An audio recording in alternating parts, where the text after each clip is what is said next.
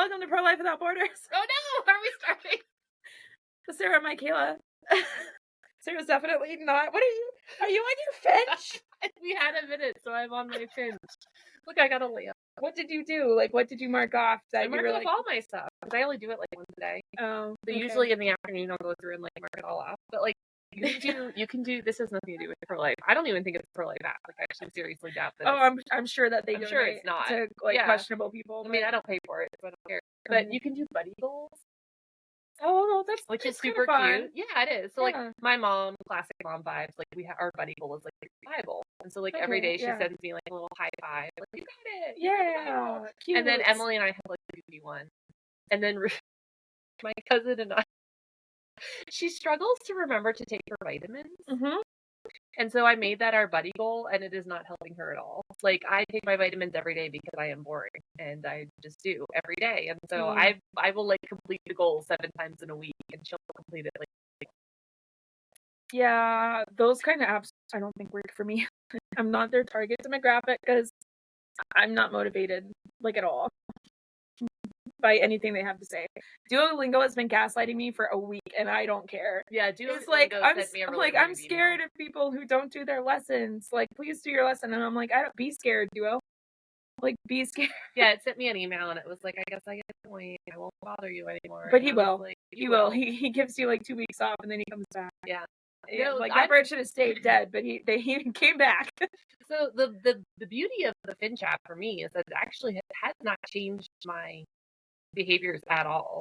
Oh. It just means that I now get to dress a tiny electronic Finch for doing things I would have done anyway. Oh, well, that's nice. Yeah, no, that wouldn't work. And I could send, and also I'm scared of birds, so like I don't want to dress my Finch. They don't fly though. That makes it better. I feel like I guess it. Well, they actually ostriches don't really fly either, and I'm terrified. No, ostriches. But you know what the worst bird? So scared. Cassowary.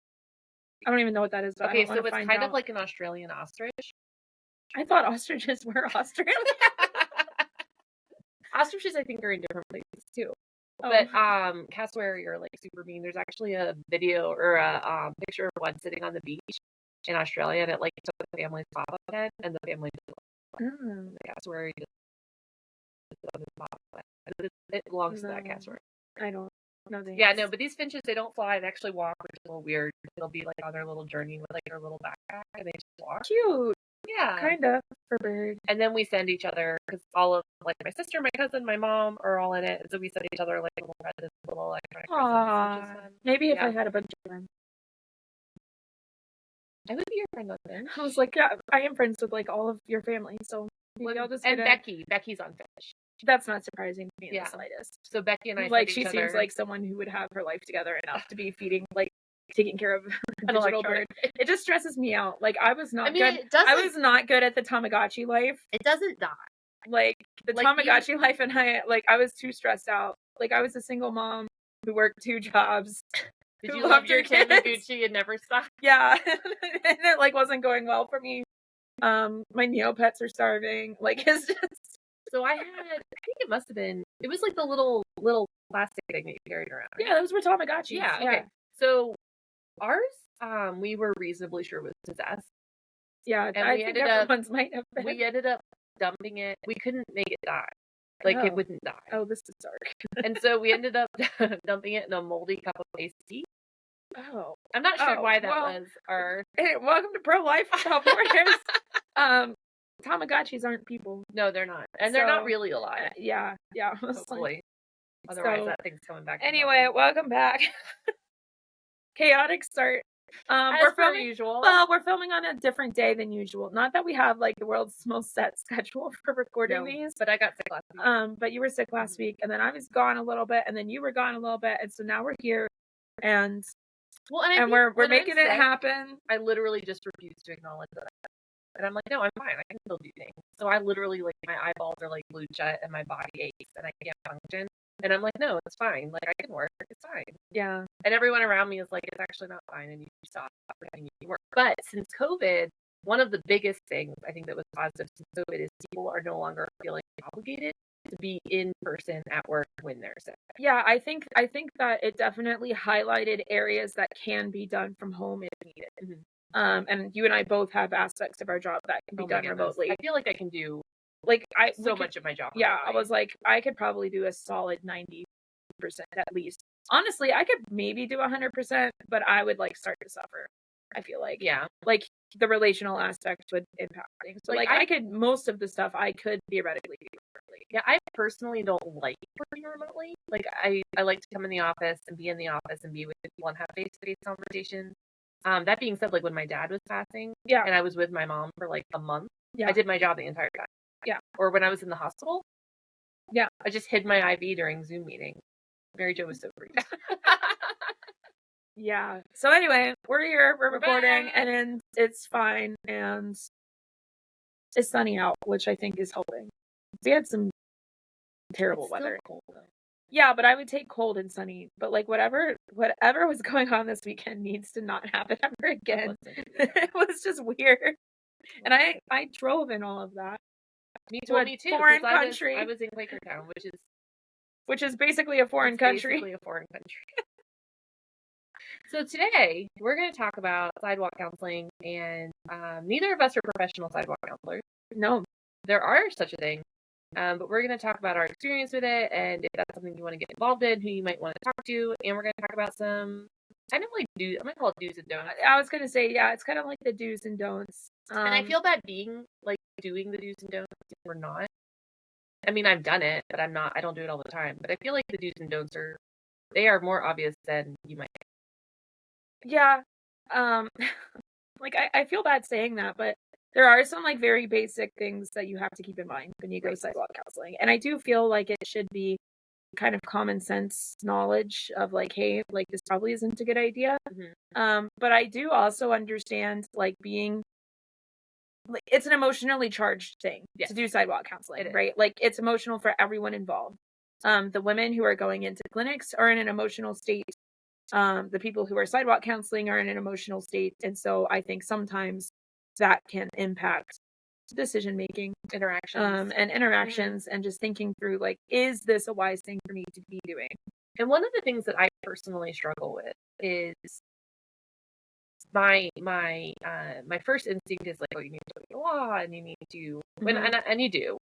Like not trespassing. That would be rule number one. I think is obey the law. But then I think that the tension there for me is like, okay, like let's say it's Nazi Germany, right? Because that's where everybody goes, and a police officer is like, oh, are you hiding Jews?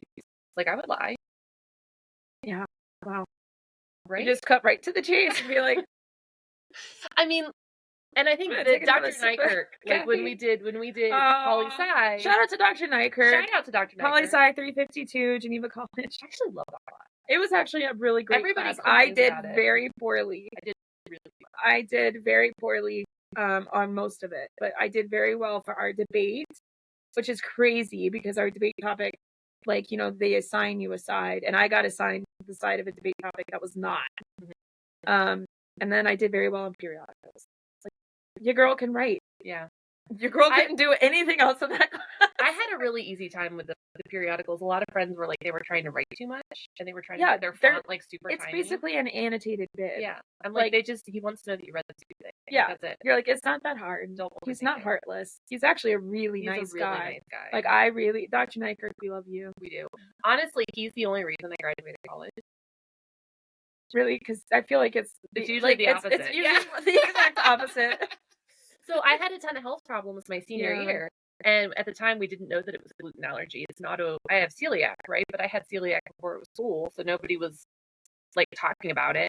Right. And I went to him before class, and I was like, hey, like I have 2 things left to do. I have to do my internship, and I have to take your class in order to graduate. And I was like, hey, these are my limitations. Like, this is where I'm at. And he was like, all right, we're gonna get you through this. And like I worked super hard. I don't think he cut me. Like, I don't think he made it easy for me, but he definitely took into account the fact that he accommodated. Really, yeah. Because I could not get accommodations through school because I didn't have a diagnosis because I was still in like the back stage. Well, and those kinds of things, those kinds of things are always hard, even with the diagnosis sometimes. But anyway, so in that class, one of the things he really pushed us to is this idea that you have to like intellectually embrace your position.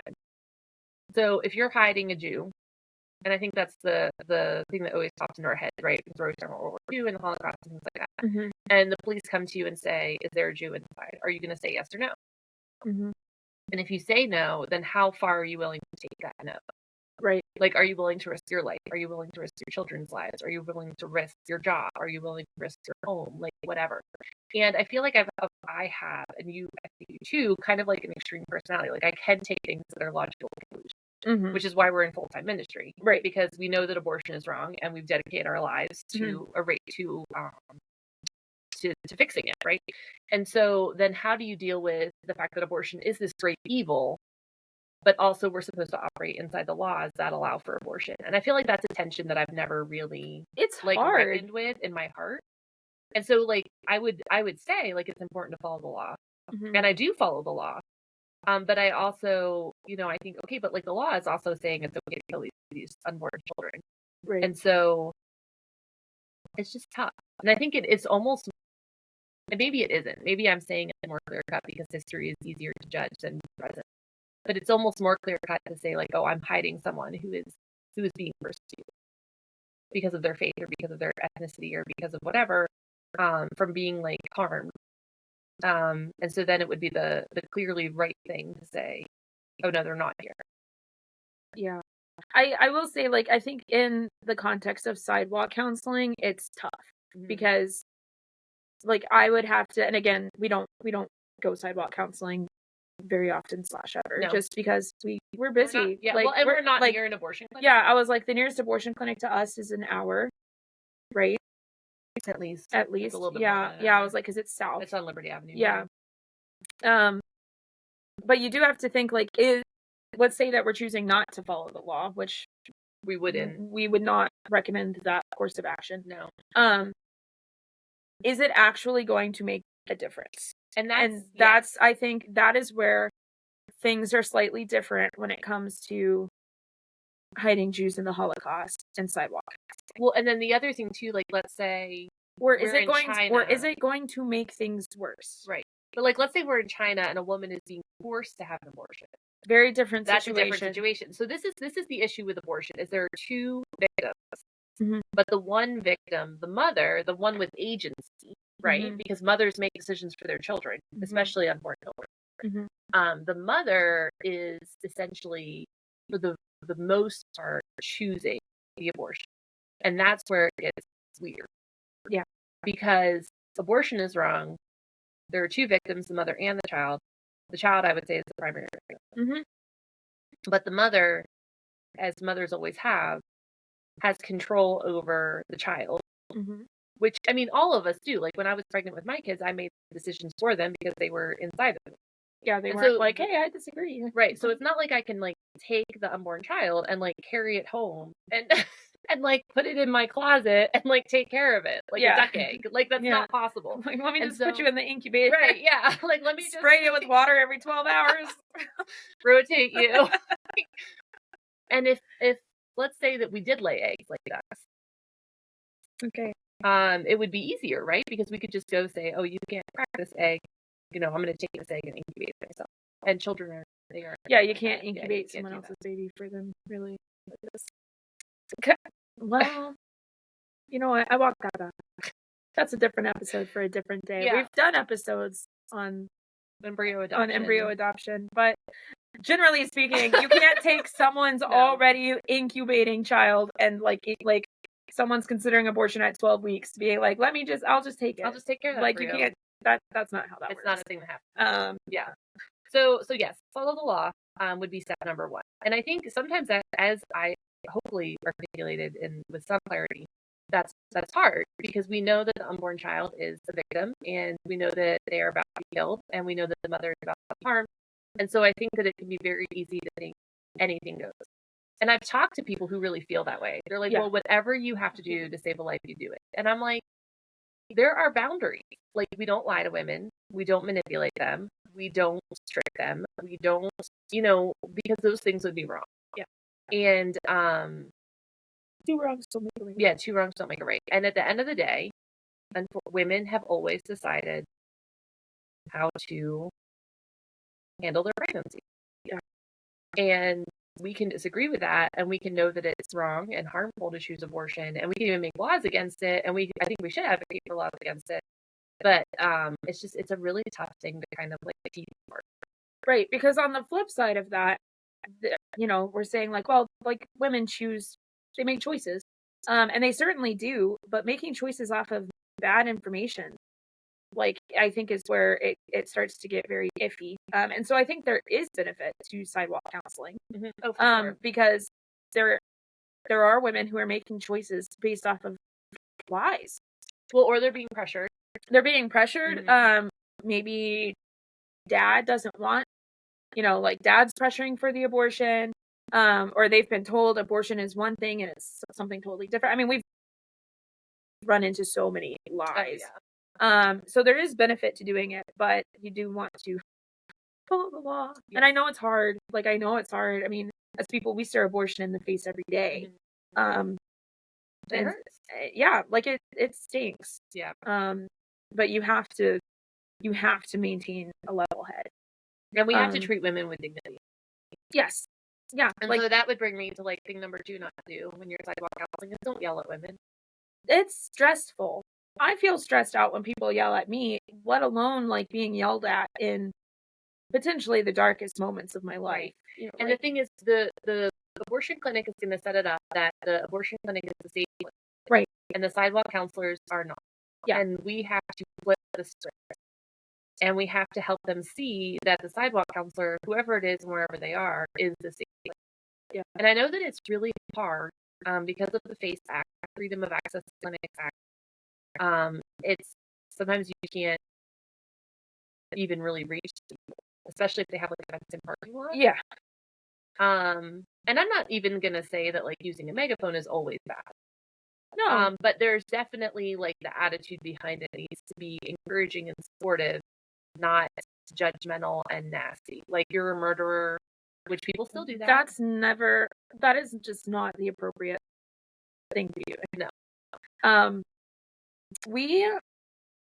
Growing up, I didn't live in the United States. We'll just leave it at that. And we were doing work that was always impacted by decisions that journalists would make. Right? We lived in a country that's like very peculiar. Like everyone's so curious about what's going on. I mean, they earned, a nickname based off of how, closed off they are. And so these journalists, every couple of years, there would be a journalist who does something crazy, and it was usually something along the lines of illegally entering the country. Which is a really bad idea. Which is just stupid. And like, they think that being a journalist or being an American or being a European is going to save them. And like, guess what? This country does not care if you are an American. In fact, it made it even worse. Like, they don't care. There are signs all inside the country about American imperialists. Like, your blue passport doesn't carry any weight there. Wait, are passports different colors? Yeah. What? Well, how many other passports do you think I've seen? I don't know. I guess. Are Americans the only ones that have blue ones? No, other countries have blue passports too. But like, there's red.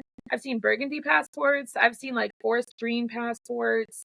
Yeah, there's different colored passports. I had no idea. Oh, yeah. They're not standardized.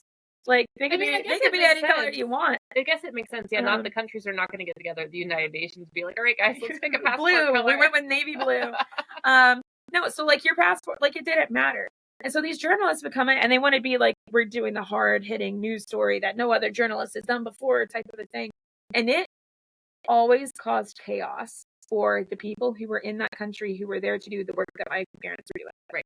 It wreaked havoc every single time it happened. And it reflected poorly on the entire nation of the United States. And like everything became so much harder. Their like stigmas became more because like some stupid American tried to cross the river illegally. And I feel like we do have to be mindful of that when we're working with pro-life causes. Yeah. Like you do not, as a sidewalk counselor, want to do something that is going to reflect poorly on the entire pro-life movement, draw attention that like negative attention that doesn't need to be had. There are other people involved. Make it harder for those of us who are on the ground working. Just be mindful of that. Right. The other thing, and I think this is important no matter what you're doing, is what's your goal?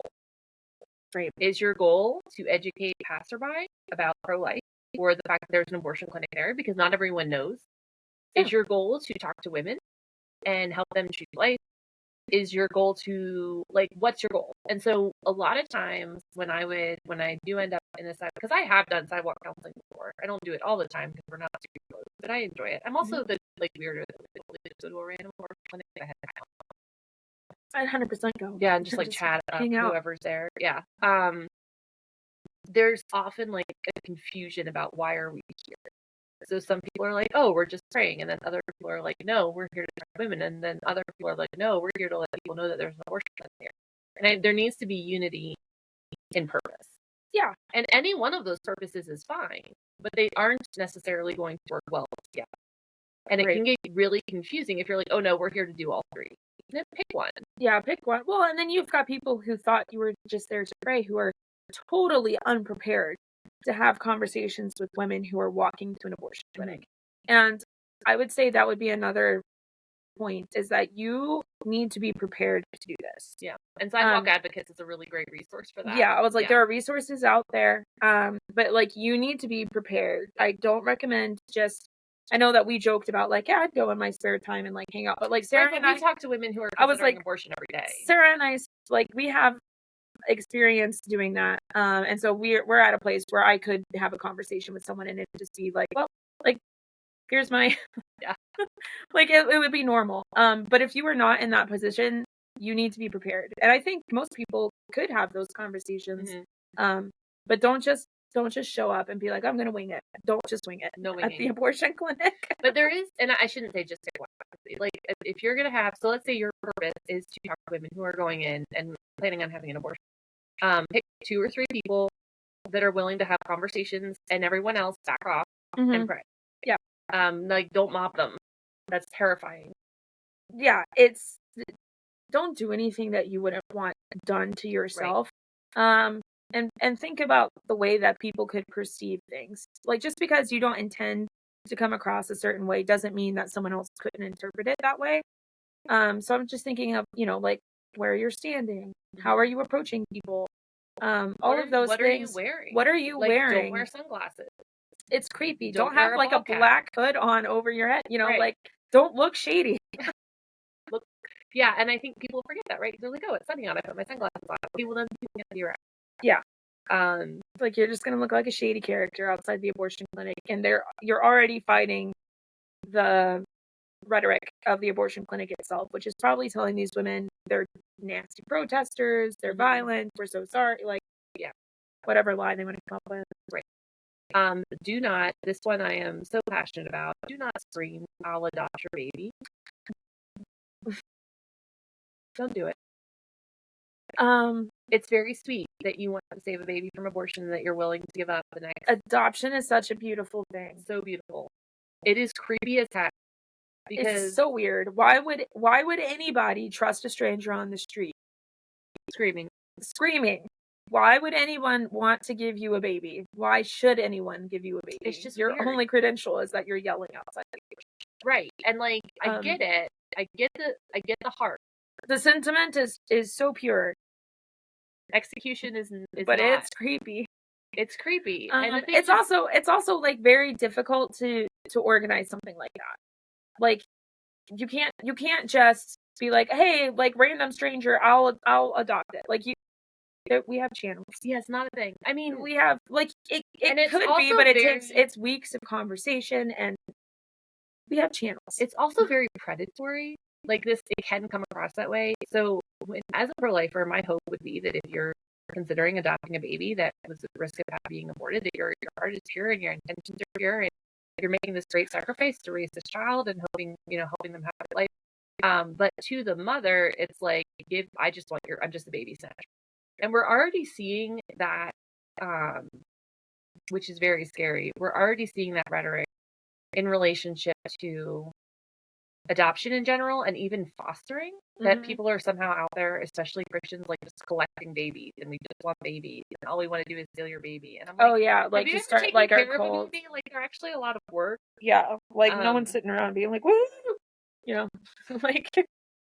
I mean, they're great. They're so cute, and yeah, we love them. People but like, love adopting, and I think the problem is that basically what they're doing is they're taking this beautiful thing that Christians do, which is adoption, and it's in a part of Christianity since day one, and they're trying to turn it into something ugly. Yeah. But the unfortunate side effect of that is that women hear that and they're like, oh, I don't want to give my baby to some baby collector.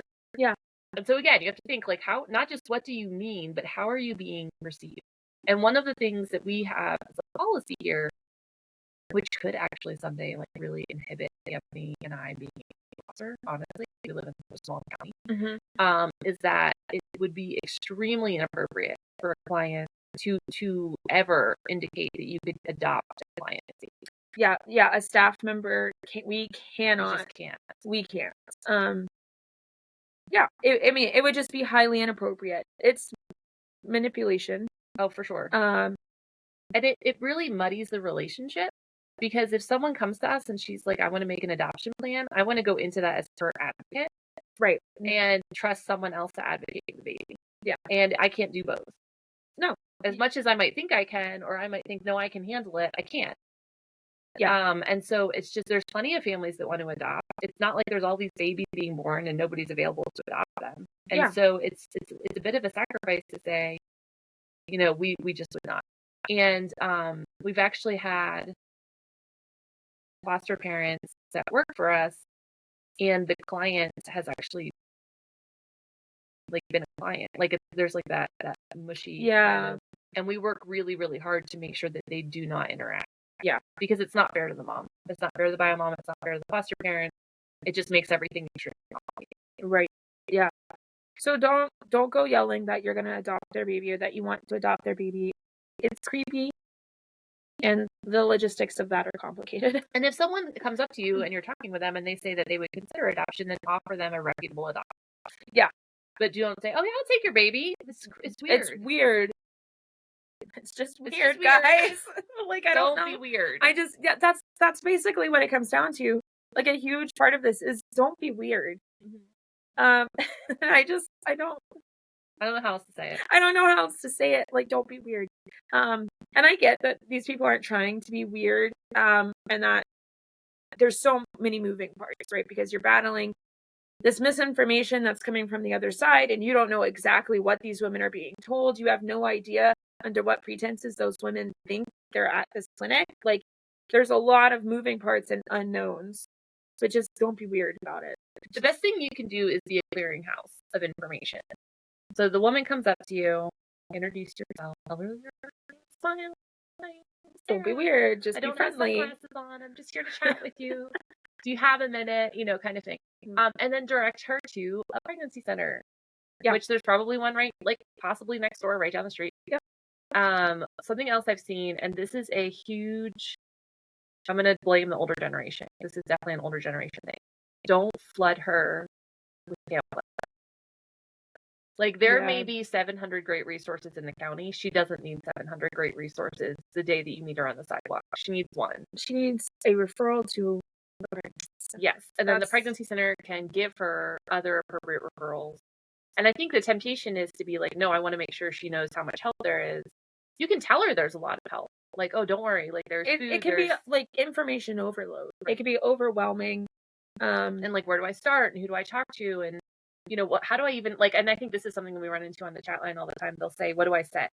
Yeah. They have no idea. Like, we give a referral, you know, to a life affirming resource in their country usually. And it's very often that they're like, what do I tell them? Right. And we're like, well, tell them that you're pregnant and you don't know what you want to do. Yeah. Oh, okay. Yeah. And it's as simple as that. Like, there doesn't need to be this long, like, I don't need to give them every possible resource. Like, I just say, talk to them. Like, we always make it very clear they're not going to give you an abortion. And so, again, don't be deceitful to these women and imply that they're going to get something that they are not, like an abortion at this pregnancy center. But then I just say, like, just tell them your story, you know, or just say you're pregnant and you need help, and they'll take it from there. Pregnancy centers are really good at what we do. Yeah, use them as a resource. Yeah. Don't try to recreate the pregnancy center on the sidewalk. The goal is to connect them and not try to give them everything they could possibly need in that 2-minute, 5-minute conversation. The other thing, and I've seen this too, is don't assume, and this is going to be different depending on where you're counseling, right? Depending on where you're, I guess, advocating. I don't like the word. don't assume that every woman is there for an abortion. Right. So these clinics, depending on where you're at, most of them offer other services. So that woman might be there for birth control. Which we also maybe don't agree with. Right. So there are still conversations to be had. But don't assume that everyone that's going into that clinic is pregnant and on their way to the abortion appointment. Right. And in some places that will be true. Some places you're going to be outside of all they do is abortion. Or you'll be at a clinic that does other things, but you're there on an abortion day. So that's not like a hard and fast thing, but like generally speaking, like I always say, be curious. Like, hey, do we have a minute to talk to you? Like, what are you up to today? Maybe she's the I mean, poor postal workers, like the Amazon woman. I don't know. And so maybe she's not there for an abortion.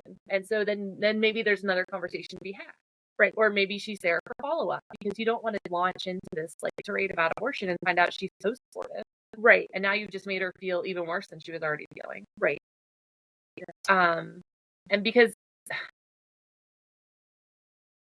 you don't, when it comes back to not scaring them, you may not agree with, I may not agree with birth control or whatever else, whatever other service. The fact they might be there for an STD test. Yeah. Yeah. But to assume that they're getting an abortion is not fair to them. And so it's worth asking like, hey, what brings you here today? Is there anything I can help you with? And if they are there for an STD test, you can refer them to the hey, did you know you can get it for free down the road? Yeah, like, a lot of pregnancy centers offer STD tests. So make sure that you know that the pregnancy center can do that. Last thing you want to do is like refer a client and then come back and be like, that pregnancy center doesn't do STD tests. But they may be planning to pay for it at this other health center and then find out like, oh, I can get it for free, you know, to block it out. And that would be good for them. And then they would hear about other services that are there as well. Yeah. Another big one. This is I don't like it. It makes me mad. The Sidewalk pregnancy center, literally any ministry is not to facilitate your healing. Yeah. If you are in need of healing because of an abortion experience you have had, do not go Sidewalk House. Get the healing first. Get the healing first. And that could be such a beautiful and useful experience to have. I know, like, we have designated post-abortive people when we're talking with women who are post-abortive, right? Like, we always want them to talk to someone who is also post-abortive. It's a very helpful experience. But if you are not healed from that, like talking to women who are considering abortion is not a way to heal. No, it's not. In fact, it's likely going to compound the problem. Right. And so when we're in a place of service, and that could be a lot of things, but specifically in pregnancy help sidewalk counseling capacity, we need to be good listeners, not good lecturers. And so like asking those, hey, why are you here today? Is there anything I can help you with? How are you feeling? Do you have any concerns? Like, do you have any doubts? Like, let them talk. People want to share their story. They want to share what's going on, especially if they've walked up to you and they're willing to talk to you. And so if you immediately jump into, well, let me tell you my story, that's really not being there for her necessarily. And I think we want to use our stories to help people, and that can be really beautiful. But that can't be the main goal. Like, the goal can't be, oh, I want to go be a sidewalk counselor so I can share my story. Right. Yeah. And so and we talked about like examining your motivations if you want to start a pregnancy center too. And it's kind of the same thing, like examine your motivations. Like, why are you there at the core? Like, don't, oh, of course I want to help women. Well, yeah, of course you do. Like, I mean, like, not to be rude, but like, that's why you want to go. But there's other reasons too.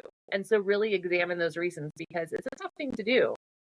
Turnaround is low. Like, most women, once they're ready to walk out the door and have an abortion, they don't really want to be determined.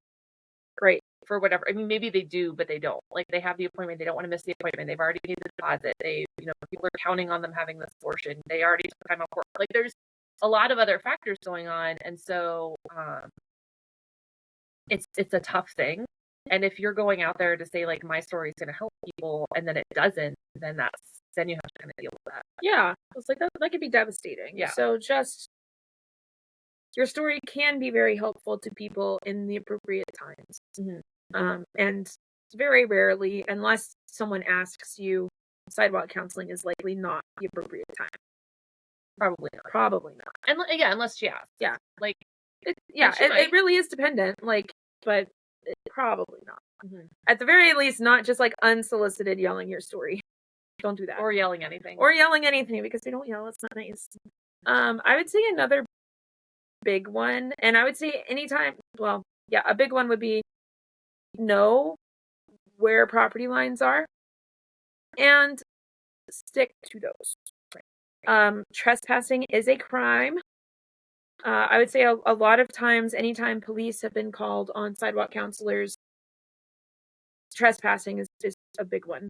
Just because sometimes the police get there and they're like, nobody's trespassing. Right. Like, yeah, people don't always understand what is public space. But you should, and stick to those spaces. Don't trespass. So obviously don't be entering abortion clinics and trying to talk to people in waiting rooms. And there are ministries that do that. And I'm sure that they have their reasons and that they've thought those reasons out. It's not something that Mikayla or I would do. Nope. It's just not. It goes back to that thing that we talked about at the beginning. Like, is it helpful? This is hard and it's wrong, and it's really hard to think that our nation protects murder. But it's so tied up in the woman and her choices and her desires, and it's a really tough line. And I get why people. No, I understand. Like I always tell people that in some ways it is a huge blessing that I am not in Africa, that I live in Pennsylvania, because I think sometimes my responses to things would be so different if I were physically there. But thankfully we have the buffer of the chat line, right? And so I'm not in a room with these people. I'm not, which can be frustrating a lot of the times because you're like, I just want to hug her. Or I just want to bring her groceries. Or I just want to do this. Or, and I can't because I'm thousands of miles away. And so I do think that that's sidewalk counseling. You're there, like you're staring it in the face. If you know that if you fail, and we'll talk about it in a minute, that you're not really failing, that baby's going to die and that woman's going to be harmed. No, like you're staring death in the face, and that's hard. Yeah. But you still shouldn't trespass. And it's tough. It is really tough. And Sidewalk Advocates is a great resource. Yeah. And that would be another thing, is get some training. And like we said, like, hey, we would just stop by and like hang out. But like I said, we've done it. We're trained. Yeah. And I would love more training, especially if I ever lived in a place with a clinic that was close by. Yeah. Because it's really not practical. We should do it. We should do it. We should do it. Yeah. We should see if we can get someone from Sidewalk Advocates to be on the That'd be fun. Sidewalk Advocates. Hey, call me. David, right? Yeah, I think so. He runs it, or at least he used to. So get some training. If you are going with a group, maybe they've done it for 30 years, ask them how they're trained. And if they're not, or if they're like, oh no, we've just done it forever, then be like, hey, well, I've heard of this great group, Sidewalk Advocates for Life. I would love to maybe use that, and maybe we could do that together, and kind of invite them to join you in that. Because just because someone's done something for a long time doesn't mean necessarily that they're doing it well or that they're doing it respectfully. And you don't want to go in and just tell people what to do like your first day, right? But it can be helpful to be like, hey, like I found this resource I heard about on this great podcast, where they talk about crazy things for 5 minutes and then get into the meat of it. But like just fast forward the first 8 minutes. Yeah, and you don't want to hear about Finch. about Finch. But they have some great resources. My final tip, and maybe you have more after this, but my final tip is don't own the result. And we talk about this a lot at the center. Success is not a woman choosing life. Just like if you're sharing the gospel, success is not someone coming to Jesus. Success is sharing the gospel. Success is showing up and putting your spiritual work boots on and going out to work in the fields for God's kingdom. And the Lord is the Lord of the harvest, and He will decide who says I'm choosing life and who doesn't, and He'll decide who says and He'll look at you. You're like, And he'll decide who comes to him and who doesn't, and it's not up to us. And so when we adopted the embryos, someone said to me, they said, well, you're trying to save them. And I was like, no, we did. Yeah. We did. Yeah. Like, they're no longer going to be destroyed. And they may be transferred and never make it, but that doesn't mean that I failed. No. Like, I didn't fail. And obviously they lived, which is beautiful and wonderful, and was exactly the outcome we were hoping for. Well, with Jeremiah, we're close to the outcome we were hoping for. It still counts. Right? It still counts. Like, but that doesn't mean if they had passed, if I had miscarried, or if they never planted, that we would have somehow failed. Yeah. Because God does not call us to be, I don't want to say God doesn't call us to be successful, but he doesn't. Like, he gives the increase, not us. Yeah. And we struggle with this on the chat line, and I'll admit I struggle with it too. Like, I was sitting there, the chat line had like a banner march. We talked to, I think it was 1,021 clients in March alone. March Madness. It was crazy. And we know just from like past data that we've collected, statistically 84% of those women will choose life. Right. And it's so tempting. I mean, it's not hard, but it's very tempting to do the math about the other 16%. And it was devastating. Like, I was talking with friends and I was like, yeah, we talked over 1,021, and like, we know that 84% of them would choose life. That's like 850 babies. And then, someone was like, well, like, what about the other ones? Yeah. And you're like, why would you bring that up? You're like, thanks. The other, 180 whatever are really hard. Thanks for mentioning it. But it's not a matter of like, well, did I do this good enough? And as someone who has like a degree in rhetoric, I'm constantly wondering, like, could I have said something differently? How could I have treated this conversation different so that I could have had a different outcome? And there's something to be said about like training, right? And being informed and even practicing and having experience. But at the end of the day, the Lord is going to work the way the Lord wants to work. And my inability to effectively convey a concept is not hindered by that. So that doesn't mean don't try to be better. It doesn't mean don't do training. It doesn't mean don't pay attention to metrics. Like, if you find that adjusting your message slightly causes more women to talk to you, which causes more women to turn around, then absolutely adjust your message. 100%. But you still can't own the outcome. Yeah. Like, the Lord is in control of all of it. And so you rejoice when women choose life. You can certainly be happy about that and feel accomplished in some way. But the Lord did it, and he gets all of the glory. And if things don't go the way that you wanted them to, recognize that it's not always because you did something wrong. Right. And God has a big shoulder. Yeah. So that's our Jesus moment. Yeah. Like, so Sidewalk counseling, thumbs up. It's a good thing. Get some training. But do it properly and don't cause problems. And don't scream at people. Just don't be weird. And don't be weird. Don't be weird. Don't be weird. Like, maybe that's why we're not doing sidewalk counseling. Maybe we just missed the don't be weird. No, we can be weird on the podcast. Yeah, we can be weird on the podcast because we're not sidewalk counseling right now. But we would be conducting ourselves differently. Absolutely. All right. Well, we'll see you next week. Bye. Actually.